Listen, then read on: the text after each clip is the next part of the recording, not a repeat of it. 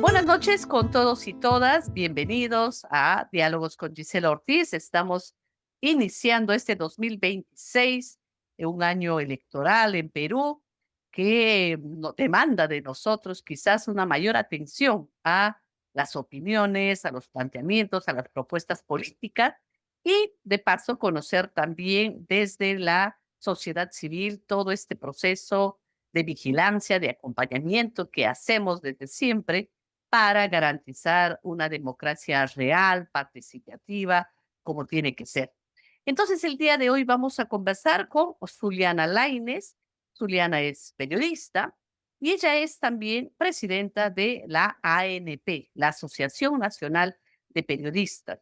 Y con ella, agradeciéndole su presencia el día de hoy, vamos a conversar sobre la institución, pero también sobre las conmemoraciones, los actos de memoria que desde la ANP siempre acompañan en fines de este mes, como es enero, estamos conmemorando, recordando a 8 periodistas asesinados en Ushuracán.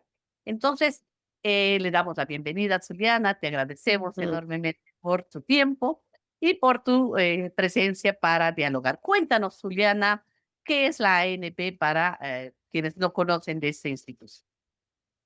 Gracias Gisela por la oportunidad de sostener este diálogo, además en una fecha que para nosotros como periodistas es muy sentida porque Uchurajay lo dice la Asociación Nacional de Periodistas del Perú, este año no es pasado, ¿no? Uchurajay es una herida abierta porque es un caso en el que no se ha podido lograr justicia y cada 26 de enero todos quienes ejercemos el periodismo estamos removidos por un hecho que constituyó la peor y la primera masacre contra un grupo de periodistas en el país. Pero te cuento que es la ANP, que es desde donde estoy hablando ahora. La ANP es una institución centenaria, casi centenaria en el país, es una institución histórica, es un gremio de periodistas, de trabajadores y trabajadoras de la prensa que nació en 1928.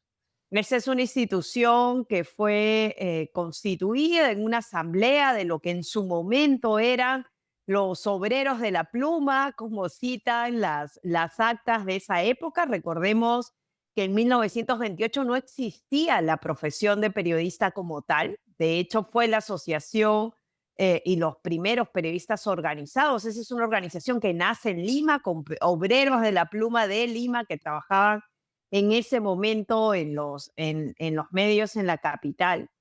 Y que además ellos, si uno leyera el acta de fundación de la ANP, que nosotros lo hacemos cada 21 de julio, las preocupaciones que los llevaron a organizarse, a decir, sí, quienes trabajamos en medios de comunicación tenemos que estar organizados, son las preocupaciones que hasta hoy subsisten en la actividad periodística. Primero, ellos hablaban en su momento de capacitar a los periodistas, de la necesidad de capacitarlos en un momento en el que la profesión no existía como tal.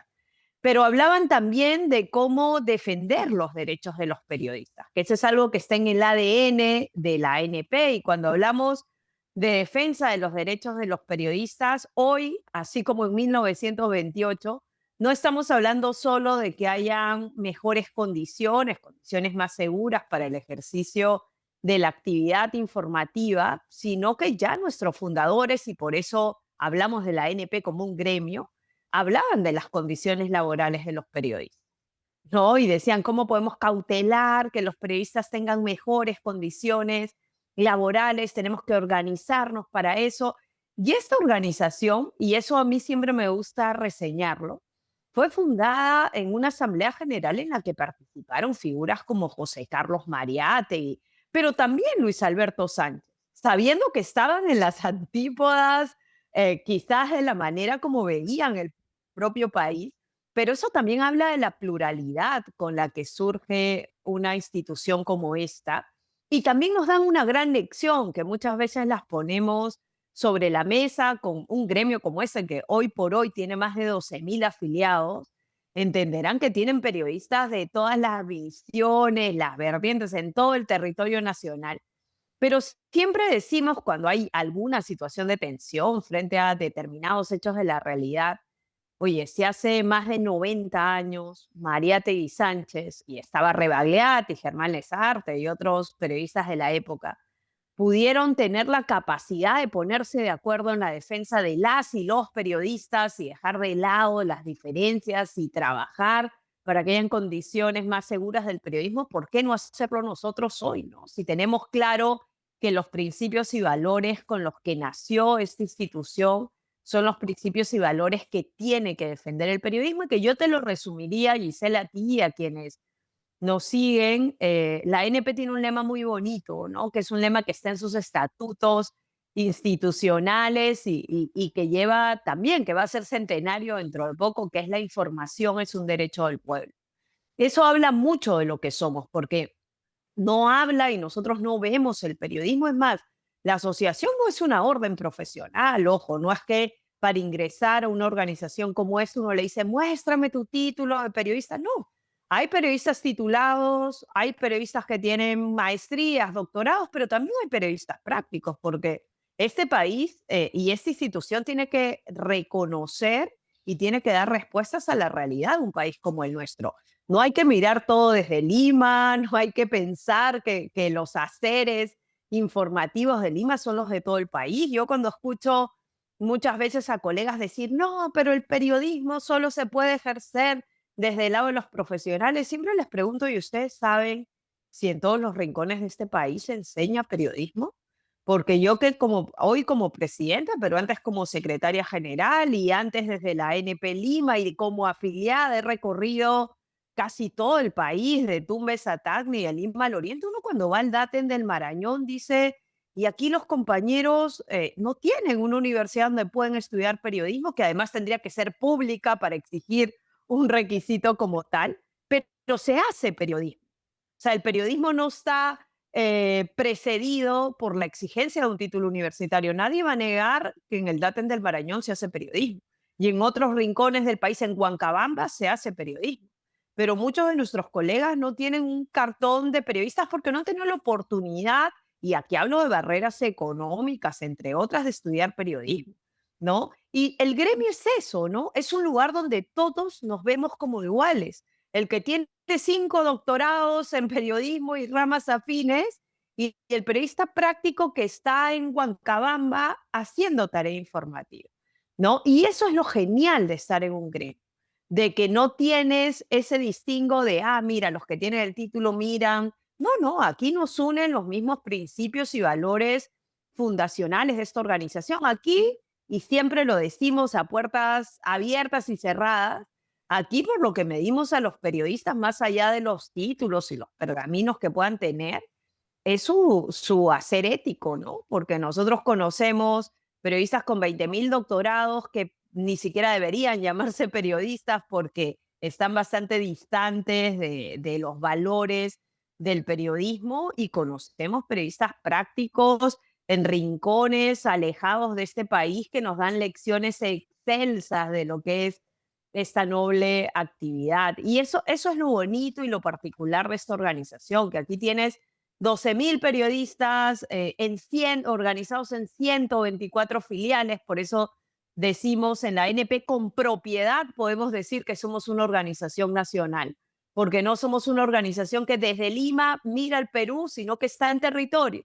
Nosotros tenemos filiales en 124 provincias de este país, y esos principios de 1928 están hasta hoy: defender la libertad de prensa, velar por la formación y la capacitación de los periodistas, trabajar y luchar porque se respeten los derechos laborales. Y así en el devenir, una organización que tiene ya, dentro de poco tendrá 98 años en julio, ha vivido de todo, ¿no? Ha vivido dictaduras, ha vivido la época de la violencia. Muchos de los mártires del periodismo eran afiliados y dirigentes de la Asociación Nacional de Periodistas del Perú. Hugo Bustíos, algunos mártires de Uchurajay, Jaime Ayala, ¿no? Eran compañeros y compañeras ahora, hasta los periodistas asesinados recientemente, este 2025, Fernando Núñez, Mixer Castillejo, son compañeros de gremio, son compañeros con los que hemos compartido, yo especialmente con Mixer en Aguaitía, las veces que he podido ir allá por jornadas de capacitación, había tenido oportunidad de compartir con él, con Fernando Núñez en Chepén, y eso es la ANP, ¿no? Es ese gremio que reúne a quienes tienen la actividad de informar y que la ejercen éticamente en todo el territorio nacional. Y es una organización que sabe que la tiene en la entraña, porque yo soy presidenta de la ANP hace 4 años, acá han habido dirigencias anteriores y vendrán dirigencias posteriores, pero lo que siempre decimos es que la línea de esta organización no cambia, porque así como concebimos la información como un derecho del pueblo, que dice mucho de lo que somos, no, nosotros informamos para la gente, para que la gente es la que se merece tener información de calidad, que seamos rigurosos. También tenemos claro de que una organización como esta tiene un compromiso que va más allá de nuestro sector, ¿no? Tiene un compromiso con la democracia, con la institucionalidad, con la memoria. Aquí han pasado muchas generaciones de dirigentes y hoy se van a cumplir 43 años del caso Churajay y nosotros desde el minuto uno, la dirigencia de la ANP ha sabido estar ahí y eso es lo que hace que los periodistas digan, no, la ANP sí, no. O sea, la ANP sabe estar y sabe estar seas o no seas parte de esa casa porque ha hecho suyo el compromiso de defender a las y los periodistas y defender al periodismo. ¿Cómo hace la ANP para que, de alguna manera, este principio fundacional que tú lo mencionabas, el de informar a todos y a todas por igual, se mantenga después de casi un siglo? Mm, ¿Cómo hace para que en un país con tanto individualismo, con tanta competencia a veces insana, mm. se mantenga cohesionado este gremio que es fundamental justamente para este derecho a la información que todas y todos tenemos? Bueno, esta es una organización que tiene mucha mística, en la que mucha gente se sorprende cuando a veces estamos en una actividad pública y la ANP tiene un himno institucional, tiene unas palmas determinadas y han venido generaciones tras generaciones que respetan esos símbolos, que se sienten hermanados por esos símbolos institucionales. Por eso aquí siempre decimos que somos una gran familia gremial, ¿no? O sea, a mí muchas veces me gustaría que los compañeros y compañeras que no son parte del gremio vean cómo es un reencuentro en una asamblea, en un encuentro nacional de mujeres periodistas, en un encuentro de jóvenes. Cuando nosotros decimos la NP es una familia, no es una frase elaborada que suena bonita para la ocasión, sino que en el gremio han habido haceres históricamente que hacen que te sientas una familia. Yo recuerdo mucho, porque me tocó vivirlo en su momento como secretaria general, la época de la pandemia.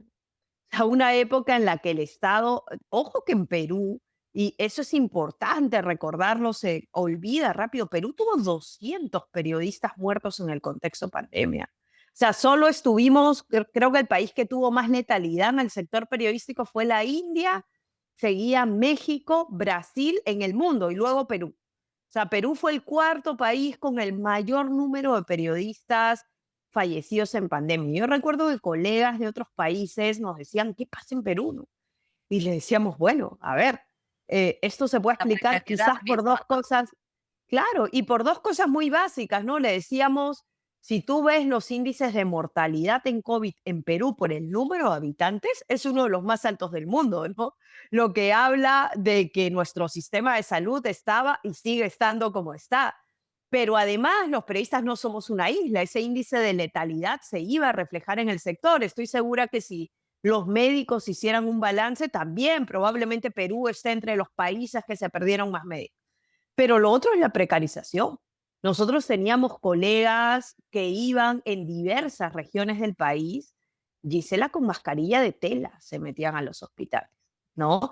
Y periodistas en edad de vulnerabilidad, que tenían más de 65 años, que tenían cuadros de diabetes, hipertensión, y nosotros muchas veces le decíamos, compañero, quédate en casa, no habían vacunas, en los primeros, el primer año y pico, y le decíamos, quédate. ¿Y sabes qué nos decían?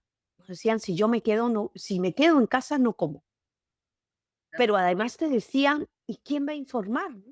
O sea, Mm, ¿quién le va a decir a la gente qué está pasando? Y la gente en Abancay no quería saber si habían ventiladores, respiradores en el hospital Rebagliati, querían saber si había en su hospital local. Y la gente en Tacna no quería saber qué pasaba aquí con el María Auxiliadora, quería saber en su hospital local. Y por eso fue tan valioso el trabajo de la prensa local en un momento en el que estamos entre la vida y la muerte y la gente necesitaba información de cercanía.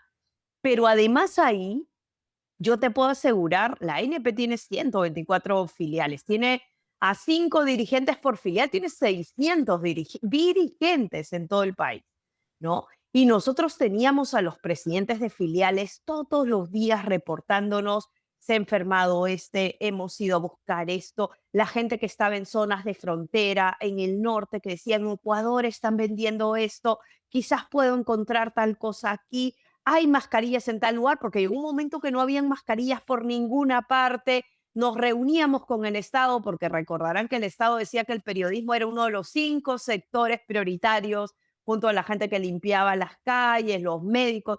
Le decíamos al Estado, yo tuve oportunidad de tener reuniones en esa época y yo le decía, ustedes dicen que somos un sector prioritario, la información es básica, necesitamos mascarillas y necesitamos mascarillas para la gente que está en regiones, en primera línea, y te decían, no hay, estamos gestionando donaciones y le decíamos, ¿y por qué nos nombra? O sea, no queremos ser un sector prioritario solo para poder claro, no hay movernos con atención. un pase de movilidad, ¿no?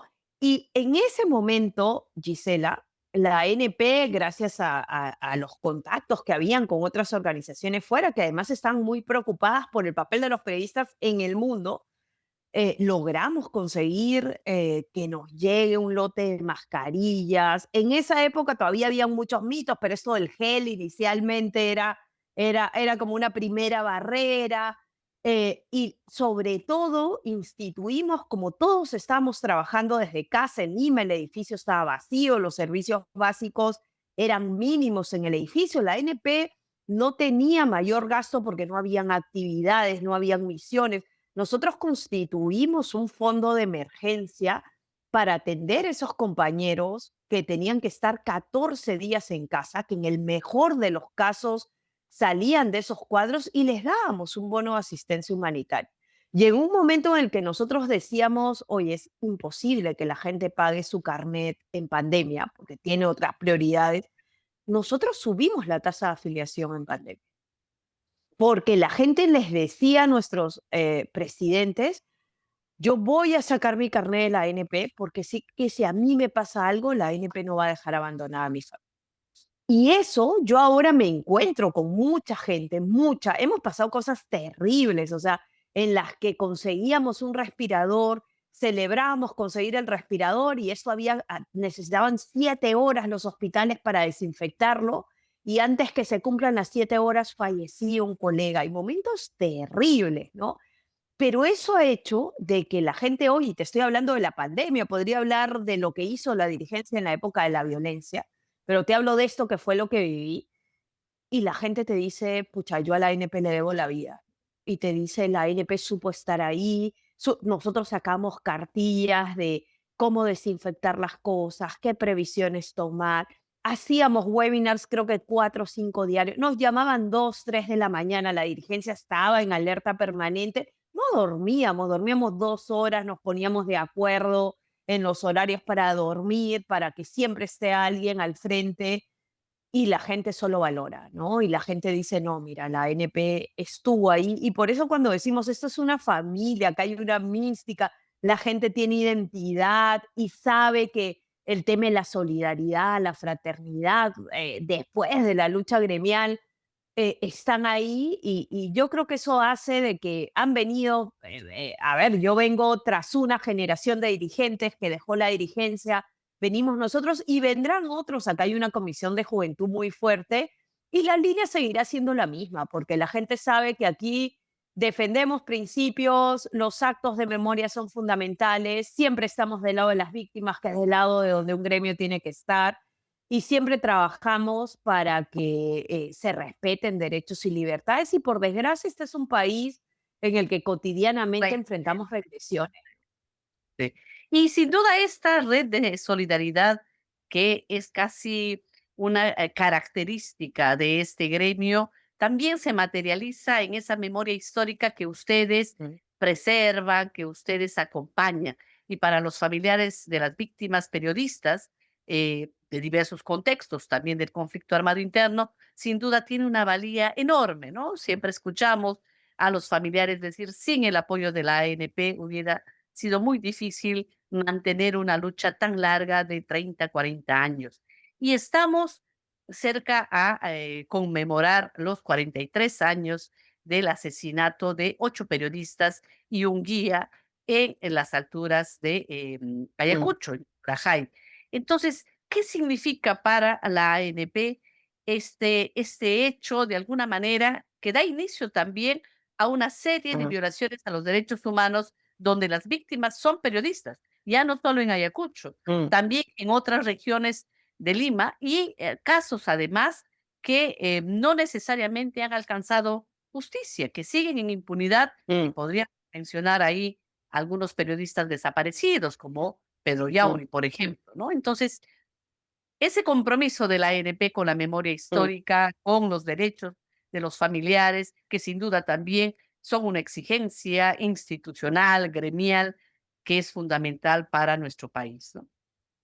Sí, a ver, nosotros hasta hace muy poquito decíamos que de los más de 60 periodistas asesinados desde 1983 hasta hoy, solo teníamos un caso emblemático, uno, uno. Hoy ya son 68 casos de periodistas desde la época de la violencia hasta hoy. Un caso con justicia plena que era el de Hugo Bustillo, ¿no? Después de décadas. Y ese caso, incluso hoy, Giselle, en tiempo de regresiones, está en peligro.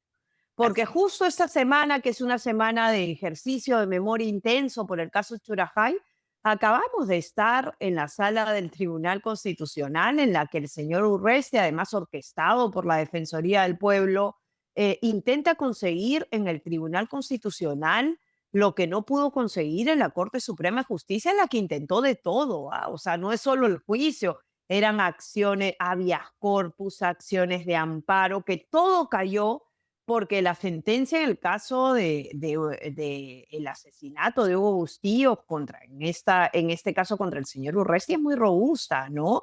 Entonces, ni siquiera eso, o sea, ni siquiera las familias, he tenido oportunidad de conversar frecuentemente con Charmelí Bustillos y esa tranquilidad que te puede llevar a decir, mira, la Corte Suprema ya ratificó, ahora sí ya no hay nada que hacer, se ha demostrado en todas las instancias la responsabilidad, mis padres pueden descansar en paz.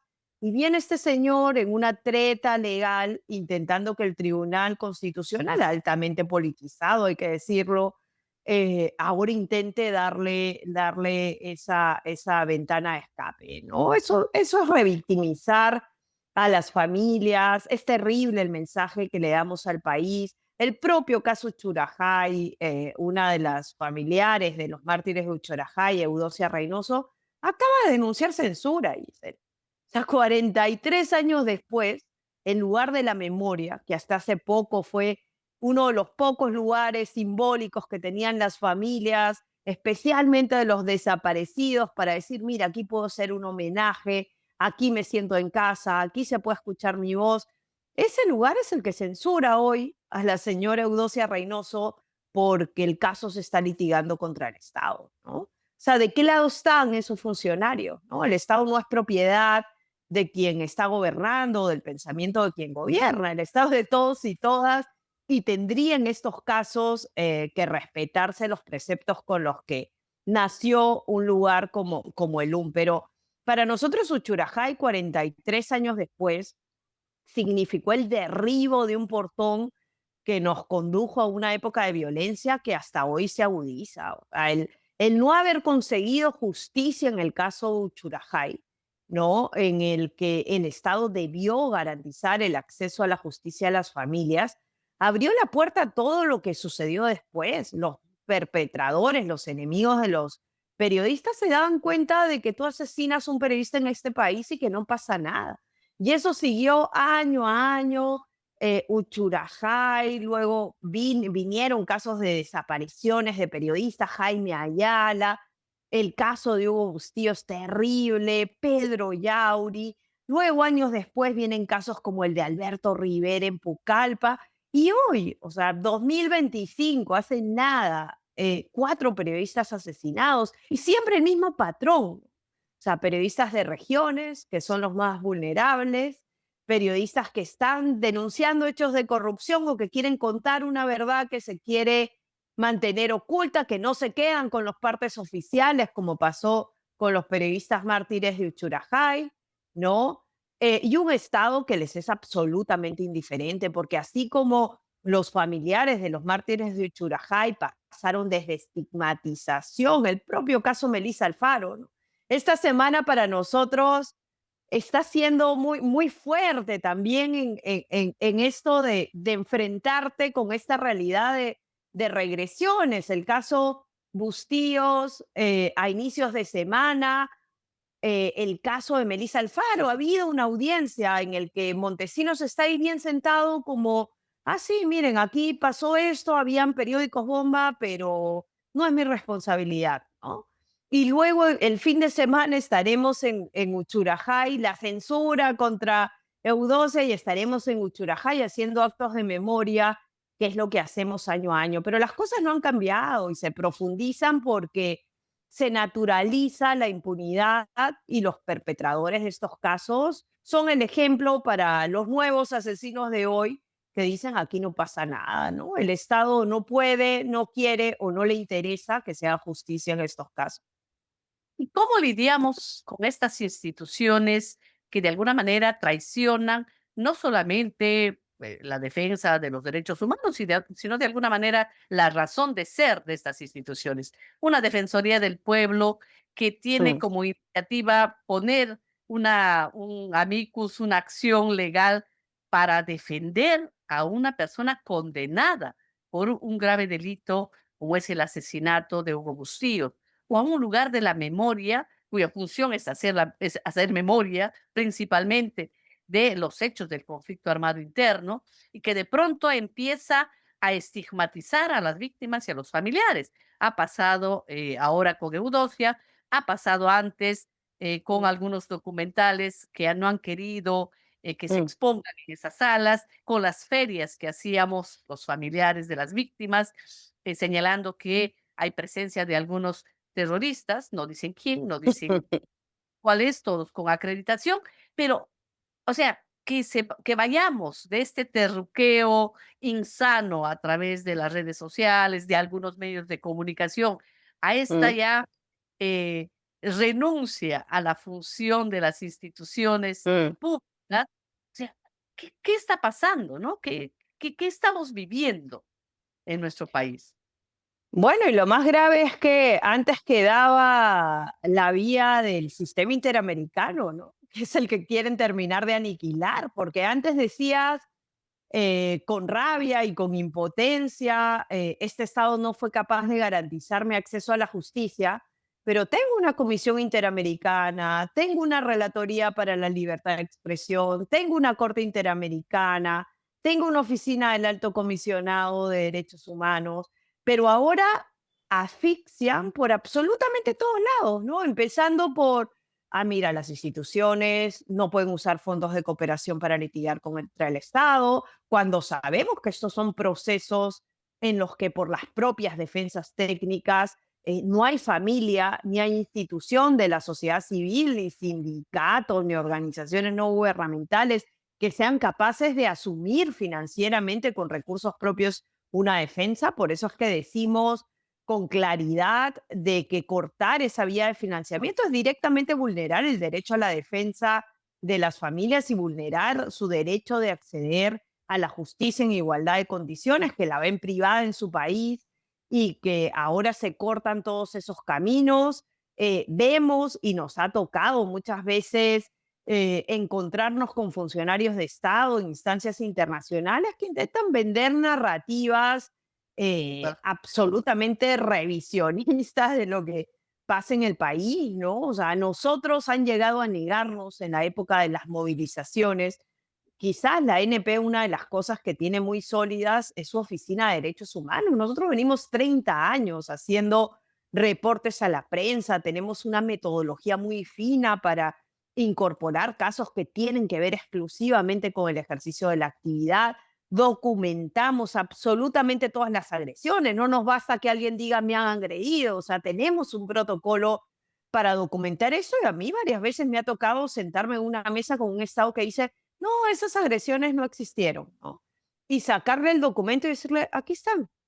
Y ahora que hay la posibilidad de tener casi filmaciones de todo lo que ocurre, aquí están Sí, los QRs, aquí está el video, acá están identificados y se quedan mudos, ¿no? Porque están acostumbrados a esa narrativa discursiva de son casos aislados, este no es un tema sistemático y de vender eso ante la comunidad internacional. Y ahora lo que juegan es a debilitar a las voces de sociedad civil para que ya no haya ni instancia que pueda resarcir la falta de justicia que tienes en terreno nacional. Pero, ¿qué nos toca, no? Tú decías qué hacer. claro. Y creo que si hay algo que las familias y las instituciones en momentos muy duros, este país, a nosotros cuando alguien nos quiere decir, bueno, pero la historia es pendular. Nosotros hace poco decíamos, bueno, pero en Perú a veces ese péndulo es circular, ¿no? Porque nos quedamos ahí, ahí, ahí, ahí, y no vamos, ¿no? A ese mejor momento que debería tocar. Pero en esas circunstancias creo que las familias han aprendido a resistir, han resistido de todo, ¿no? Y han sabido actuar contra todo. Y ese recuerdo, Gisela, y les pasa a ustedes como familiares, porque muchas veces nos comenta, con los casos de Uchurajay, a veces hoy los hijos, los sobrinos, te dicen, oye, ¿cómo me voy a cansar de estar aquí? ¿O cómo me voy a aturdir con tantas audiencias si mi abuela sabía con el fusil al cuello que le ponía el militar, entrar a la audiencia, gritar? Alguna vez una de las hijas de Gloria Treyes de Mendívil me decía, mi madre nunca tuvo la oportunidad de estudiar, ¿no? De estudiar algo en el área técnica, en la universidad, pero me decía, Zuliana, mi madre hizo un doctorado de los derechos humanos. Hizo un doctorado de los derechos humanos por lo que vivió, ¿no? Me decía, se sabía el marco normativo más que cualquier abogado, salía a defender, conocía los detalles del caso más que cualquier operador de justicia. Y ese es el gran capital que tienen las familias y que en tiempos adversos las familias, las instituciones, los buenos operadores de justicia, porque todavía quedan resquicios de esperanza en algunos buenos operadores de justicia, en algunas instancias, que hoy por hoy, a pesar de que son acosados y que van a ser perseguidos, se niegan a aplicar leyes que pretenden amnistías absurdas y que van contra todo marco normativo, ¿no?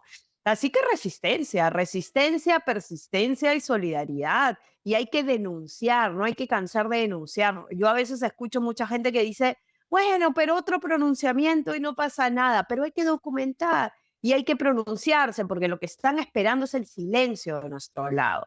Y siempre les decimos, por lo menos de esa trinchera, siempre decimos, aquí no hay lugar para el cansancio.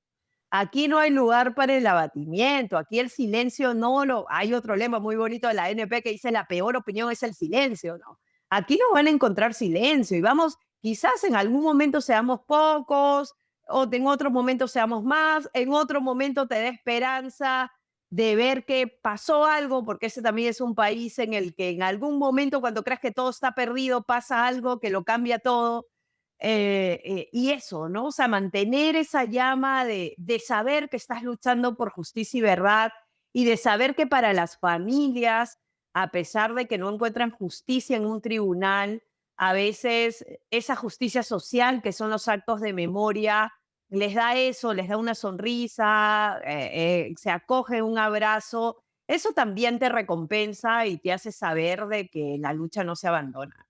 Así es. No, y creo que es fundamental porque ese acompañamiento que hace la ANP a los familiares diversos a lo largo de todos estos años es un soporte emocional, sin duda, Mm, que permite también continuar en una lucha tan desgastante frente a un Estado que no se compromete, ¿no? Y esta mm, impunidad que ocurre en estos casos de los 80, de los 90, también está ocurriendo con los últimos mm, asesinatos ocurridos el año pasado. 4 periodistas mm, han sido asesinados.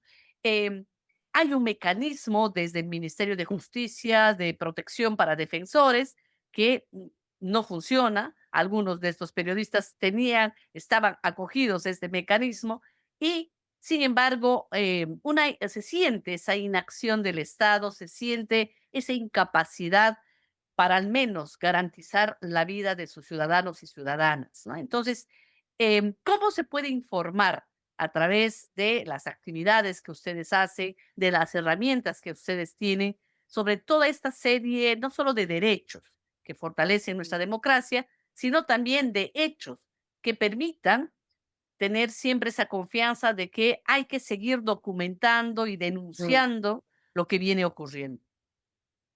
Sí, hay que documentar y hay que denunciar, sobre todo porque eso también construye la memoria de las vulneraciones que se están cometiendo. O sea, siempre decimos que en algún momento de la historia de este país, no sé si lo verán generaciones como las nuestras, pero en algún momento la gente responsable de lo que está haciendo en tribunales nacionales o internacionales tendrá que pagar por lo que está haciendo.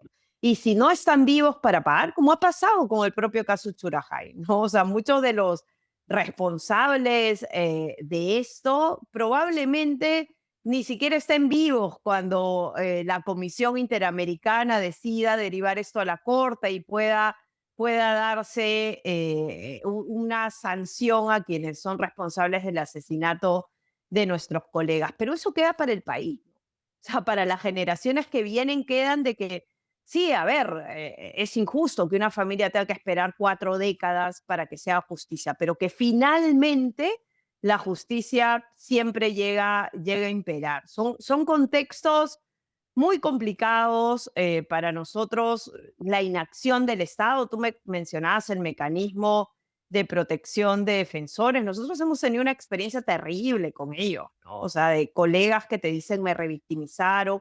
O ahora último, Gisela, un colega, Mixar Castillejos, atentan contra su vida a inicios de diciembre, lo llevan a Tingo María, no había hospital de complejidad porque parecía que no era grave y luego alguna negligencia asoma por ahí, se agrava el caso, necesitaban un hospital de alta complejidad, llamamos al mecanismo a decirle, a ver, necesitamos conseguir una sala de cuidados intensivos, una cama de cuidados intensivos en Lima, y tú sabes que nos respondieron, que el Ministerio de Salud no era parte del mecanismo intersectorial. ¿No? Y le dijimos, a ver, usted ve por la vida de defensor de defensores. O sea, si usted tiene que salvar un defensor de defensores, me va a decir que no puede hacer una gestión ante el Ministerio de Salud, ante el Sistema Integral de Salud. Y me dijo, no, es que ese ministerio no forma parte del mecanismo. Mira, tuvimos que, y ahí cuando tú decías qué hacer, o sea, quizás una de las ventajas que puede tener un sector como el nuestro, y lo reconocemos, Gisela, es que los periodistas de los medios de Lima también se remueven cuando pasa algo de esto, ¿no? Entonces te abren la puerta de un canal de televisión, de una radio, y nosotros empezamos con todo a denunciar que no había cama, que no había cama, y pudimos hacer una gestión para trasladar a Mixar a Lima, él días después fallece, pero tú puedes creer que un gremio pueda conseguir una cama y que no lo pueda hacer un mecanismo de un ministerio, no podían levantar un teléfono. O sea, ¿cómo le respondes eso a una institución y cómo le respondes eso a las familias? ¿No? Y eso habla de un nivel de alejamiento de la realidad absoluto. Eso habla del nivel de burocratización en la que caen estas Y a veces de instancias. deshumanización, ¿no? Porque Sí, se sí, asume de como parte de un deshumanización. trabajo muy, claro, muy No, y burocrático. luego salen a declarar queriendo justificar, ¿no? De que estamos viendo el caso. Sí, toman nota para un reporte, pero no hacen absolutamente nada. Y ojo, no estoy diciendo que no necesitemos un mecanismo. ¿Ah? Claro que sí. Lo que estamos señalando es que el mecanismo actual no funciona. Por eso, por la deshumanización, por la burocratización, porque lo que se comportan como tradicionales servidores públicos que quieren hacer su parte, su informe y ya está, ¿no? Necesitamos un mecanismo, porque ese es uno de los países donde hay la mayor cantidad de ataques en la región contra defensor de defensores, periodistas, ambientales, sociales, pero tiene que funcionar, ¿no? Tiene que funcionar y ahí el trabajo que también tiene que hacer la prensa de abrir las puertas cada vez que suceden estos casos se dan con la prensa que todavía abre las puertas a estos casos, que ya digo, quizás con los periodistas puede fluir mejor, pero que con otros casos de derechos humanos, y lo digo con vergüenza, hay medios que caen en el terruqueo, en la La narrativa, estigmatización ya, y sí, una narrativa que de verdad en el sector da vergüenza, ¿no? Da vergüenza porque no es periodismo.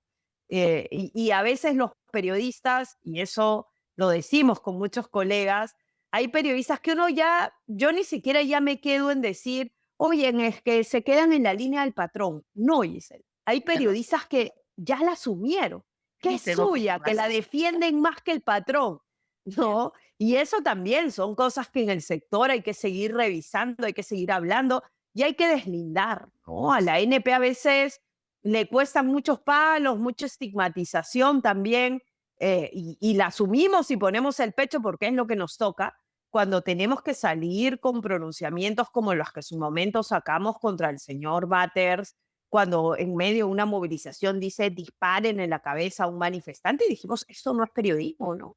Con el señor Hudbacker, que esto no es periodismo si vas a asumir estos casos así. Y hay que tener la valentía de decirlo porque sabes que te va a caer la maquinaria de trolls, pero no serías fiel a los principios de una institución si no sabes deslindar de esas prácticas que manchan este oficio tan bonito y tan apasionante. Así es. Yo te agradezco, Zuliana, por este diálogo, por esta valentía para denunciar en épocas difíciles, como lo hemos señalado, no solamente de estigmatización, de terruqueo, sino también porque ese compromiso institucional que tiene la Asociación Nacional de Periodistas se vive y uno se da cuenta realmente de que hay corazón en lo que ustedes hacen, Mm, que hay un compromiso para seguir defendiendo no solamente la labor fundamental del periodista, la de informar con la verdad, sino también derechos. En un país donde la mm, democracia se debilita por todas estas mafias que se van repartiendo el mm, país para su beneficio, pero que hace falta identificar lo que son derechos. Y ahí el acompañamiento que ustedes han hecho siempre a los familiares, la construcción de esa memoria histórica desde los hechos, desde las acciones, mm. ha sido fundamental para seguir en esta lucha tan desgastante y tan larga, ¿no? Entonces, es un país que a veces parece desesperanzador, pero que nos agarramos de esas cositas para seguir fortaleciéndonos, fortaleciéndonos, porque sin duda hace falta construir muchísimo más para sentir que también es nuestro país y donde se respeten estas memorias y estos derechos. Entonces yo te agradezco este tiempo, esta conversa y sin duda vamos a seguir en todo lo que falta por hacer. Gracias, Julián. Un fuerte abrazo, Gisela, y siempre un gusto dialogar juntas aquí. Un abrazo. Gracias. Gracias.